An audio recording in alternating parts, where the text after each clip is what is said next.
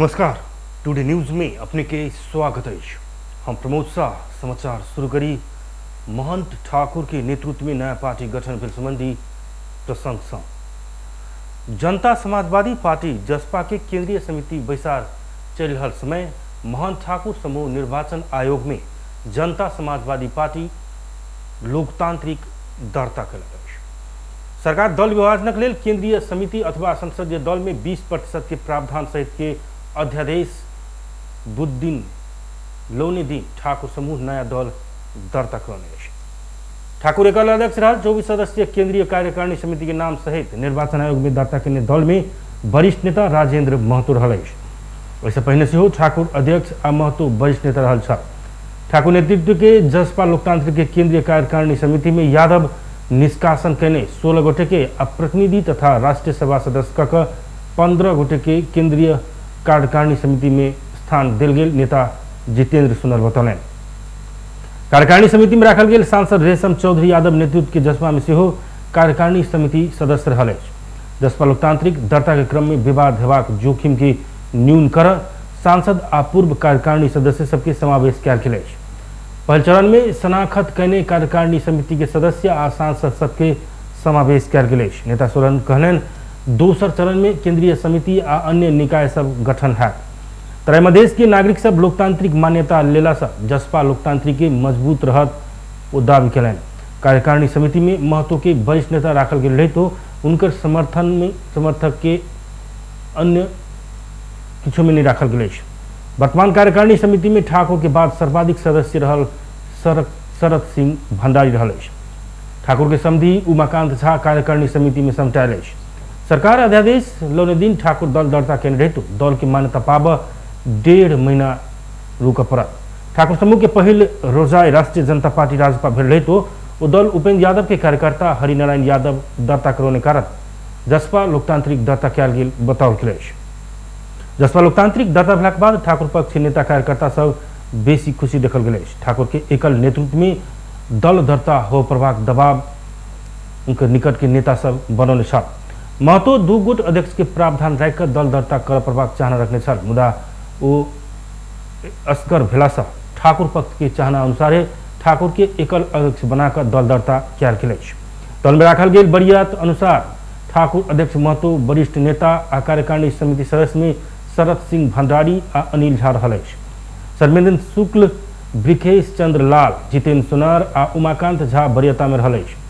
जसपा के 24 सदस्यीय कार्यकारिणी समिति में अध्यक्ष मोहन ठाकुर, वरिष्ठ नेता राजेंद्र महतो आ सदस्य में शरद सिंह भंडारी, अनिल कुमार झा, सर्वेन्द्र शुक्ल, ब्रिखेश चंद्र लाल, जितेंद्र सुनार, उमाकांत झा, चंदा चौधरी, लक्ष्मण लाल कर्ण, राजकुमार लेखी, केशव कुमार झा, इकबाल अहमद शाह, निर्जला राउत, सुनील कुमार झा रोहित, दान बहादुर विश्वकर्मा, शेखर कुमार सिंह, विमल प्रसाद श्रीवास्तव, उमाशंकर अरगड़िया, इकबाल मियाँ, चंद्रकांत चौधरी, दुलारी देवी खंग, कानू देवी विश्वकर्मा और रेशम लाल चौधरी रहल। जीता नदी के पश्चिमी तटबंध टूटला पर सप्तरी के तिलाठी कोइलाड़ी गांव पालिका के आधा दर्जन बस्ती जलमग्न बनल। 2-3 दिन से लगातार पानी पड़ला के बाद आयल बाढ़ से वार्ड नंबर 5 के खंग टोल, सरदार टोल, राम टोल सहित करीब 150 से बेसी घर डुबान में पड़ल जनावल गेल। तटबंध टूटला पर जीता नदी के पानी बस्ती दिस सीधा भेला के बाद बस्ती के बीच भाग से पानी के बहाव बह लागल। बाढ़ पीड़ित परमेश्वर सरदार चारूदिस घर के बाढ़ से छकला के कारण से घर बाहर कतौ जाने पौने आ जाय के लिए समस्या भरल बतौलन। अचानक पानी गांव दिस अयला के बाद घर छोड़कर भागाभाग भेल सरदार के खबर रही। बाढ़ बस्ती में आयल संगे सांप की बिगबिगी सेहो बढ़ल पीड़ित सब बतौलक। पानी घर में घुसला से सांप घर भीतर आब लागल स्थानीय वासी श्याम दास बतौलन। जीता नदी के बाढ़ से 150 घर डुबान में पड़ला के बाद बाढ़ पीड़ित एखन गांव के उच्च स्थान के खोजी क रहल। बाढ़ी पहुंचौनी क्षति के विवरण संकलन भ रहल जनबैत मानवीय क्षति नहीं भेल गांवपालिका के विपद व्यवस्थापन शाखा प्रमुख राजेश कुमार झा बतौलन।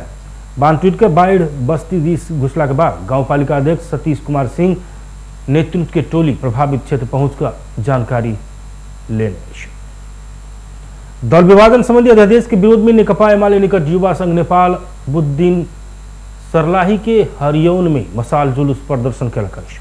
सरकार की सिफारिश में राष्ट्रपति विद्यादेवी भण्डारी राजनीतिक दल विभाजन संबंधी अध्यादेश जारी कयलाक बाद युवा संघ पूर्व पश्चिम राजमार्ग स्थित हरियौन में मसाल जुलूस प्रदर्शन कयने अछि। युवा संघ के जिला संयोजक हरियौन बर्तौला के नेतृत्व में निकालल गेल मसाल जुलूस में संघ के जिला अध्यक्ष जोनिस पाखरीन, विद्यार्थी नेता श्री कृष्ण उप्रेती, हरियौन नगरपालिका 11 के वार्ड अध्यक्ष शेख महबूब रेजा, लालबंदी नगरपालिका 6 के वार्ड अध्यक्ष उज्जवल कार्की लगायत की उपस्थिति रहल छल। ऐसे पहले मंगलक साँझ दल विभाजन संबंधी अध्यादेश के विरोध में एमाले के विद्यार्थी संगठन अनुराग सभी सर्लाही सदरमुकाम मलंगमा में प्रदर्शन कयने छल। किछु वर्ष से देशभर के 5 वर्ष नीचा के बाल बच्चा के सरकार बाल पोषण भत्ता देते आगे है।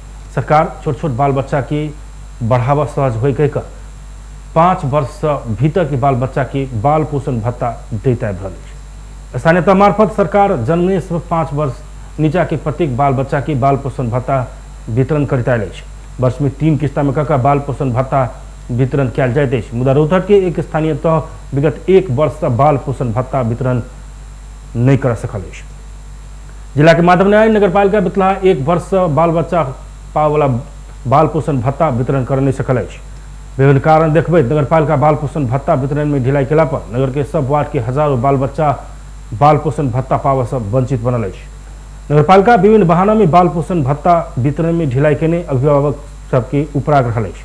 विगत 1 वर्ष से नगरपालिका बाल पोषण भत्ता के रकम में निकासा निकलासा बाल पोषण भत्ता वितरण कर नहीं सकल। माधवनारायण नगरपालिका 6 माधवपुर के वार्ड अध्यक्ष राजीव कुमार यादव बतौलन, कोरोना महामारी के कारण देश एखन आर्थिक संकट के अवस्था में गुजर रहा अवस्थे में नगरपालिका बाल पोषण भत्ता वितरण निकला पर बाल बच्चा के बढ़ावा तथा लालन पालन कर समस्या भर रहल वार्ड अध्यक्ष यादव बतौलन।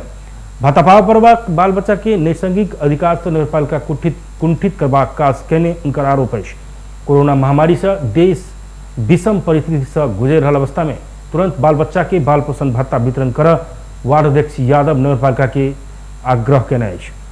पहले बाल पोषण भत्ता के रकम नगदे भुगतानी होते आयल अवस्था में आब बैंक द्वारा मात्र भुगतानी कर परिपत्र अयला से ओ भत्ता वितरण में ढिलाई भेल नगरपालिका लेखापाल राम बलम यादव बतौलन। बैंकिंग काम कनिका झंझट बेसी भेला से भत्ता वितरण के लिए प्रक्रिया पहुंचाव समय लागल बतबे लेखापाल यादव बैंक के काम आब कनिके मात्र बाकी रहला से किसी दिन भीतर में 1 वर्ष के रकम एक मुश्त बाल बच्चा के बैंक में पेबाक बतौलन। इस संबंध में प्रतिक्रिया लेवा नगरपालिका प्रमुख शासकीय अधिकृत प्रलव कायस के फोन केला पर उनकर फोन नहीं उठल। बीरगंज कारागार भीतर 70 लाख बराबर के भौतिक पूर्वाधार निर्माण कयल गेल अछि। स्थानीय उद्योगी सबके सहयोग में निर्माण कार्य संपन्न भेल अछि। पुरुष सेल दिस 240 बेड क्षमता भेल शयन कक्ष, भंसा मरम्मत संभार, 10 केवी क्षमता के स्वचालित जेनरेटर, कचरा विसर्जन करे वाला टनेल, 65 इंच के LED टीवी, सैलून कक्ष आ शौचालय के मरम्मत संभार कयल गेल अछि। एहि तरह महिला सेल दिस 3टा आधुनिक स्नान घर, नहाय वाला आ कपड़ा धोबे वाला ठाम के निर्माण, 32 इंच के LED टीवी जड़ान कयल गेल अछि। बीरगंज कारागार के सहयोग करे वाला जगदम्बा स्टील प्रणाली, शिव शक्ति घी उद्योग प्रणाली, लक्ष्मी नारायण ट्रेडिंग, अप्सरा सैनिटरी, तुलसी टाइल्स, नारायणी स्ट्रफ प्रणाली लगायत के उद्योग तथा संघ संस्था 70 लाख बराबर के सहयोग कर निर्माण आ मरम्मत संभार कार्य संपन्न कयलक अछि। संपन्न कार्य के पश्चात परसा के प्रमुख जिलाधिकारी पीताम्बर घिमरे, कारागार प्रमुख कृष्ण गैरहे संयुक्त रूप में निर्माण आ संभार भवन के कारागार परिसर में उद्घाटन केने छल। कोरोना की महामारी के कारण से बाहरी मजदूर के नहीं बचाकर कारागार भीतरे के कैदी बंदी सब मजदूरी कर संपूर्ण निर्माण कार्य संपन्न केने बीरगंज कारागार आंतरिक प्रशासन जनौलक अछि। 4वीं विश्व संस्कृत दिवस मनाबऽ मूल समारोह करबाक जगह निर्देशन समिति आ कार्यकारी परिषद गठन कयल गेल अछि। प्रतिष्ठान के संकल्पकर्ता डॉक्टर निर्मल मणि अधिकारी के संयोजकत्व में नेपाल संस्कृत विश्वविद्यालय के उपकुलपति प्राध्यापक डॉक्टर यादव प्रकाश लामिछाने, त्रिभुवन विश्वविद्यालय संस्कृत केंद्रीय विभाग के प्रमुख प्राध्यापक डॉक्टर नारायण प्रसाद गौतम, सनातन धर्म महासंघ के उपाध्यक्ष सह प्राध्यापक डॉक्टर माधव प्रसाद पांडे आ जयतु संस्कृतम संस्था के महासचिव नवराज कटेल रहल निर्देशन समिति गठन कयल गेल अछि। तहिना जरो किलो प्रतिष्ठान के उपाध्यक्ष डॉक्टर माधव शरण उपाध्याय के संयोजकत्व में सब संस्था के प्रतिनिधि सदस्य रहल कार्यकारी परिषद गठन कयल गेल जनाओल गेल अछि। परिषद के सदस्य सचिव में गोविंद घिमरे आ सदस्य में रोहिणी तिमल सिन्हा, सरस्वती चौलागाई, गार्गी चौलागाई लगायत 11 सदस्य रहल संयोजक अधिकारी जानकारी दिलैन। एहि वर्ष नेपाल, अमेरिका, बेलायत के 8टा संस्था मिलकर 4वीं विश्व संस्कृत दिवस मनाबऽ लागल अछि। समिति से श्रावण शुक्ल पूर्णिमा के दिन भादो 6 गते विश्व संस्कृत दिवस के अवसर में वाल्मीकि विद्यापीठ में कार्यपत्र सहित के अंतरक्रिया कार्यक्रम आयोजना करत। भौतिक रूप में 25 फुट जमा भऽ कऽ कयल जाय वाला कार्यक्रम में इच्छुक जतेक भी जूम प्रविधि से जोड़ सकबाक समिति संयोजक अधिकारी जानकारी दिलैन। कार्यक्रम में उपाध्याय संस्कृत भाषा के वर्तमान स्थिति आ काठमांडू विश्वविद्यालय के सह प्राध्यापक डॉक्टर अजय रिसाल मनोचिकित्सा में संस्कृत विषय में कार्यपत्र प्रस्तुत करता। दिवस मनाबऽ अमेरिका के 2 संस्था सहद एता इंटरनेशनल आ विश्व भूटानी हिंदू संगठन आ बेलायत के नेपाली हिंदू फोरम से सहभागी भेल अछि। 4वीं विश्व संस्कृत दिवस के प्रमुख अतिथि के रूप में संपूर्णानंद संस्कृत विश्वविद्यालय के कुलपति प्राध्यापक डॉक्टर राजा राम शुक्ल के निमंत्रणा कयल गेल अछि। प्रतिष्ठान के नेतृत्व में विक्रम संवत 2075 से विश्व संस्कृत दिवस मनावे के शुरू कयल गेल अछि। दिवस के संयुक्त राष्ट्र संघ से घोषणा कराकर अंतर्राष्ट्रीय मान्यता देवाक अभियान में सेहो प्रतिष्ठान लागल अछि। राष्ट्र संघ में एहि संबंधी प्रस्ताव नेपाल राखऽ पड़बाक मांग रखैत संस्कृत क्षेत्र में कार्यरत विश्वविद्यालय, विभाग एवं संस्था अभियान चलबैत आयल अछि। बिहार पश्चिम चंपारण की माननीय सांसद संजय जायसवाल एक समारोह के बीच पैदल यात्री तथा दुपांगरे सवारी साधन के लिए रक्सौल रेलवे क्रॉसिंग में नवनिर्मित लाइट रब नामक आकाशीय पुल के उद्घाटन कयलनि अछि। पूर्व मध्य रेलवे के समस्तीपुर डिवीजन आयोजना कयने कार्यक्रम के उद्घाटन करैत जायसवाल सीतामढ़ी आ रक्सौल बीच विद्युतीकरण के काम जल्दी संपन्न हेबाक बतौलनि। ओ रेल सबके गति में वृद्धि हेबाक, रक्सौल से सुगौली रेलमार्ग के दोब्बर बनेबाक काम जल्दी हाथ बतौलनि। नवनिर्मित आकाशीय पुल 1 करोड़ 18 लाख के लागत में निर्माण भेल अछि। कार्यक्रम में रक्सौल के विधायक Pramod Kumar Sinha, senior dean code RN Jha, DSO प्रवीण कुमार सहित station superintendent Anil Kumar Singh, DCI Sanjay Kumar, RPF निरीक्षक राजकुमार, GRP पंकज कुमार दास, बीरगंज उद्योग वाणिज्य संघ के अध्यक्ष सुबोध कुमार गुप्ता, वरिष्ठ उपाध्यक्ष अनिल कुमार अग्रवाल पटवारी, उपाध्यक्ष हरि गौतम माधव राजपाल लगायत की उपस्थिति रहल छल। कार्यक्रम में स्वागत मंतव्य दैत ADRM जाफर आजम यात्रु सबके सुविधा के संबंध में जनप्रतिनिधि से कोनो भी सुझाव आयल तो रेलवे ओहि के लागू करत बतबे रक्सौल के संदर्भ में जे भी सुझाव दिल जाए उनमें काम कयल जबाक बतौलनि। ACM PRP सिंह कार्यक्रम संचालन कयने छलथि। विभिन्न रेल अधिकारी आ सांसद सबके Raxaul chamber of commerce and industries आ बीरगंज उद्योग वाणिज्य संघ के पदाधिकारी सब द्वारा रेलवे के विभिन्न समस्या सबके बारे में विमर्श कयलक अछि। रक्सौल चैम्बर के अध्यक्ष अरुण गुप्ता, महासचिव आलोक कुमार श्रीवास्तव, सांसद आ ADRM के ज्ञापन पत्र बुझबैत रक्सौल से दरभंगा धरि चलय वाला सत्याग्रह एक्सप्रेस के रेलवे के योजना में रोक लगाबऽ मांग कयलक अछि। चैम्बर के पदाधिकारी सब सत्याग्रह रक्सौल के जीवन रेखा अछि।